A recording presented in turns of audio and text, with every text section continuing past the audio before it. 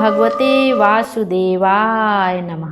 कृष्णाय वासुदेवाय हरये परमात्मने प्रणतः क्लेशनाशाय गोविंदाय नमो नमः। हरे कृष्ण। आइए आज के वीडियो में हम कार्तिक मास महात्म्य के 8वें अध्याय का श्रवण करेंगे। कार्तिक का महीना भगवान विष्णु को बहुत अधिक प्रिय है। इस महीने में भगवान विष्णु और माता तुलसी की विधि विधान से पूजा अर्चना करने से हमारे सभी मनोरथ पूर्ण होते हैं और भगवान विष्णु की असीम कृपा प्राप्त होती है। आइए अब कार्तिक महात्म्य के 8वें अध्याय का श्रवण करने से पहले हम कार्तिक स्नान की कथा का श्रवण करेंगे।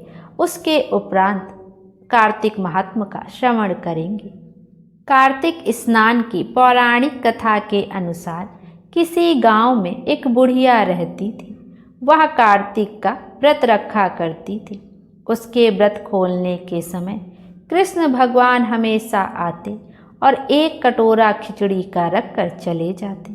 बुढ़िया के पड़ोस में एक औरत रहती थी। वह हर रोज यह देखकर उससे ईर्ष्या करती थी कि इसका कोई नहीं है, फिर भी इसे खाने के लिए खिचड़ी मिल ही जाती है। एक दिन कार्तिक महीने का स्नान करने बुढ़िया गंगा जी गई। पीछे से कृष्ण भगवान उसका खिचड़ी का कटोरा रख गए। पड़ोसन ने जब खिचड़ी का कटोरा रखा देखा और देखा कि बुढ़िया नहीं है, तब वह कटोरा उठाकर घर के पिछवाड़े फेंक आई। कार्तिक स्नान के बाद बुढ़िया जब घर आई तो उसे खिचड़ी का कटोरा नहीं मिला और वह भूखी ही रह गई। बार बार एक ही बात कहती कि कहाँ गई मेरी खिचड़ी और कहाँ गया मेरा खिचड़ी का कटोरा। दूसरी ओर पड़ोसन ने जहाँ खिचड़ी गिराई थी वहाँ एक पौधा उगा जिसमें 2 फूल खिले। एक बार राजा उस ओर से निकला तो उसकी नज़र उन दोनों फूलों पर पड़ी और वह उन्हें तोड़कर घर ले आया। घर आने पर उसने वह फूल रानी को दिए, जिन्हें सूंघने पर रानी गर्भवती हो गई। कुछ समय बाद रानी ने 2 पुत्रों को जन्म दिया। वह दोनों जब बड़े हो गए तब वह किसी से भी बोलते नहीं थे, लेकिन जब वह दोनों शिकार पर जाते तब रास्ते में उन्हें वही बुढ़िया मिलती जो अभी भी यही कहती थी कि कहाँ गई मेरी खिचड़ी और कहाँ गया मेरा कटोरा। बुढ़िया की बात सुनकर वह दोनों कहते कि हम हैं तेरी खिचड़ी और हम हैं तेरा कटोरा। हर बार जब भी वह शिकार पर जाते तो बुढ़िया यही बात कहती और वह दोनों वही उत्तर देते। एक बार राजा के कानों में यह बात पड़ गई। उसे आश्चर्य हुआ कि दोनों लड़के किसी से नहीं बोलते, तब यह बुढ़िया से कैसे बात करते हैं। राजा ने बुढ़िया को राजमहल बुलवाया और कहा कि हम में से तो किसी से ये दोनों बोलते नहीं हैं, तुमसे यह कैसे बोलते हैं। बुढ़िया ने कहा कि महाराज, मुझे कुछ नहीं पता कि ये मुझसे कैसे बोलते हैं। मैं तो कार्तिक का व्रत करती थी और कृष्ण भगवान मुझे खिचड़ी का कटोरा भर कर दे जाते थे। एक दिन मैं स्नान करके वापस आई तो मुझे वह खिचड़ी नहीं मिली। जब मैं कहने लगी कि कहाँ गई मेरी खिचड़ी और कहाँ गया मेरा कटोरा, तब इन दोनों लड़कों ने कहा कि तुम्हारी पड़ोसन ने तुम्हारी खिचड़ी फेंक दी थी, उसके 2 फूल बन गए। वह फूल राजा तोड़ कर ले गया और रानी ने सूंघा तो हम 2 लड़कों का जन्म हुआ। हमें भगवान ने तुम्हारे लिए ही भेजा है। सारी बात सुनकर राजा ने बुढ़िया को महल में ही रहने को कहा। हे कार्तिक महाराज, जैसे आपने बुढ़िया की बात सुनी वैसे ही आपका व्रत करने वाले सबकी सुनना। बोलिए विष्णु भगवान की जय।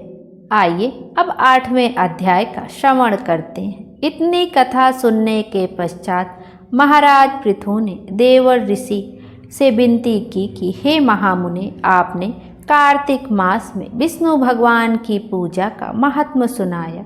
इस मास में यदि किसी अन्य देवता का पूजन या व्रत होता हो तो वह भी कहिए। तब नारद जी बोले, हे राजन, अश्विन शुक्ल पूर्णिमा को ब्रह्मा जी का व्रत कार्तिक कृष्ण चतुर्थी को गणेश जी तथा अष्टमी व अमावस्या को लक्ष्मी जी का व्रत किया जाता है।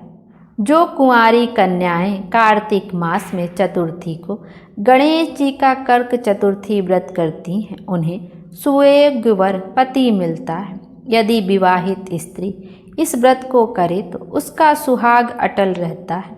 प्रातःकाल स्नान आदि से निवृत्त हो चंदन आदि से श्री गणेश जी का पूजन करें। फिर सायंकाल गणेश जी का पूजन करके चंद्रमा का उदय होने पर उसको अर्घ्य देवें। तत्पश्चात उत्सव मनाते हुए भोजन करें। सधवा स्त्रियों को अपने सुहाग की रक्षा के लिए यह व्रत अवश्य करना चाहिए। कर्क चतुर्थी व्रत के महत्व का वर्णन करते हुए नारद जी ने कहा, हे राजा पृथु, अब इस व्रत का एक इतिहास हम तुमको सुनाते हैं, ध्यान पूर्वक सुनो। भद्रावती नगरी में सुधर्मा नाम का एक राजा था। उसके रविदत्त, सुशर्मा, जयशर्मा और सुशोभन नाम के 4 पुत्र तथा वीरमती नामक एक कन्या थी। सुधर्मा ने अपनी कन्या का विवाह देवव्रत के साथ किया था। वह दोनों प्रेम पूर्वक रहने लगे। एक दिन अचानक घर पर सर्प द्वारा काटे जाने से देवव्रत की मृत्यु हो गई।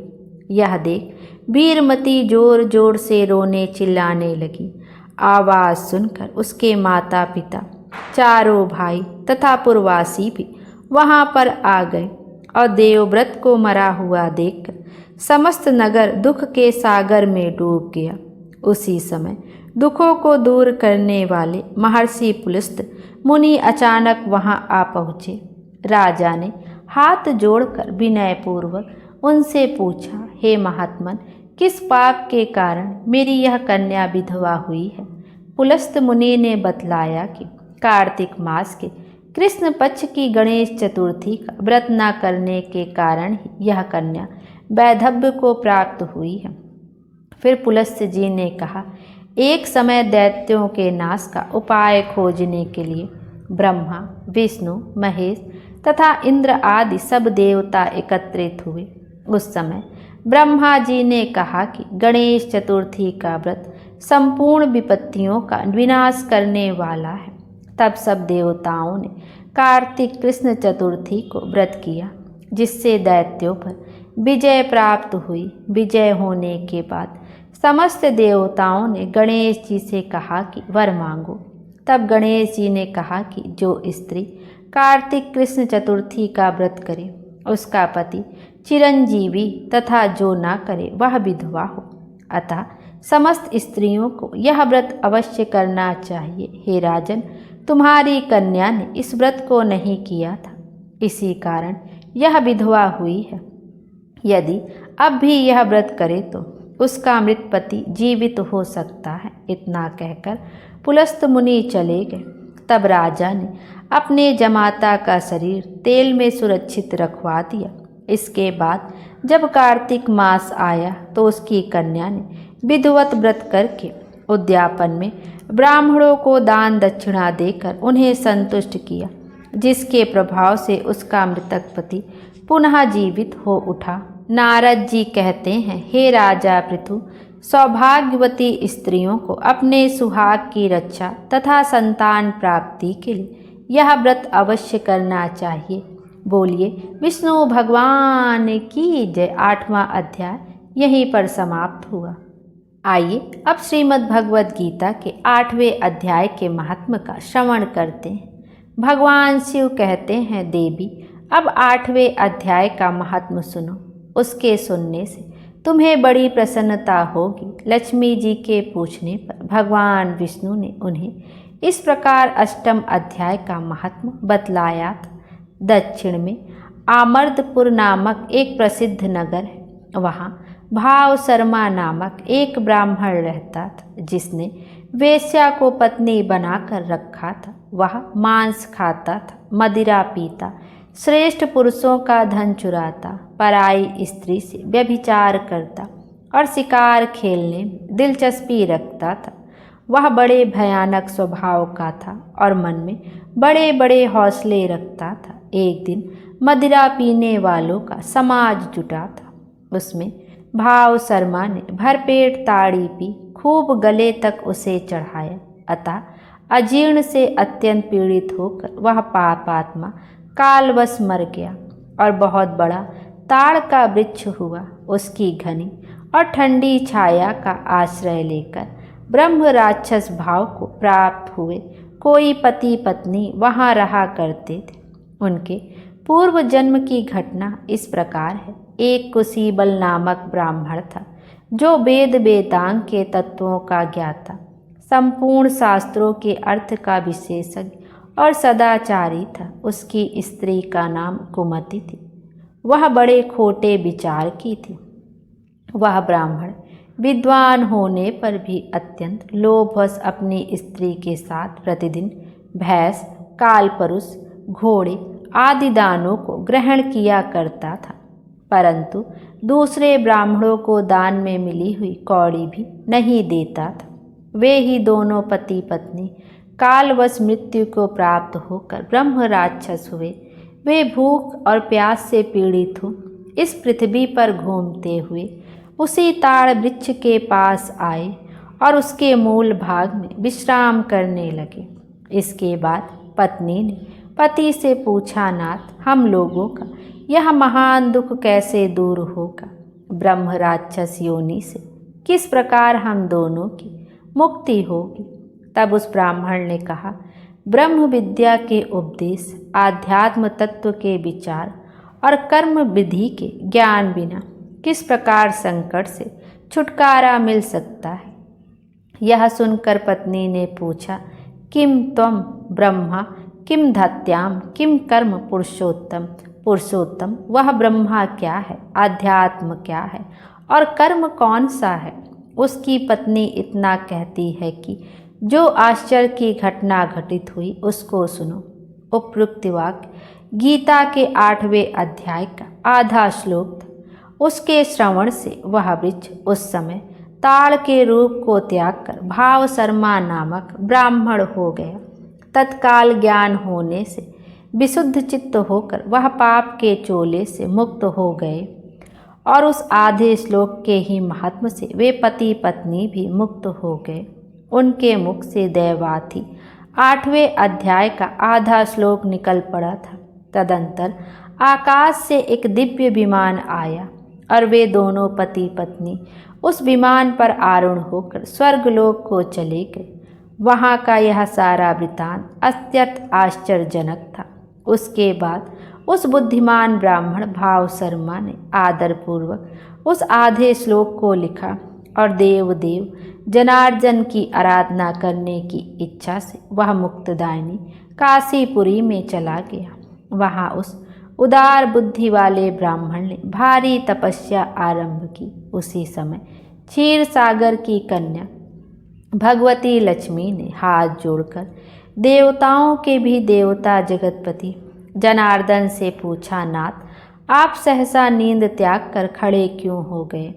श्री भगवान बोले, देवी, काशीपुरी में भागीरथी के तट पर बुद्धिमान ब्राह्मण भाव शर्मा मेरे भक्ति रोष से परिपूर्ण होकर अत्यंत कठोर तपस्या कर रहा है। वह अपनी इंद्रियों को वश में करके गीता के 8वें अध्याय के आधे श्लोक का जप करता है। मैं उसकी तपस्या से बहुत संतुष्ट हूँ। बहुत देर से उसकी तपस्या के अनुरूप फल का विचार कर रहा था। प्रिय, इस समय वह फल देने को मैं उत्कंठपति हूँ। पार्वती जी ने पूछा, भगवान श्री हरि सदा प्रसन्न होने पर भी जिसके लिए चिंतित हो उठे थे, उस भगवत भक्त भाव शर्मा ने कौन सा फल प्राप्त किया?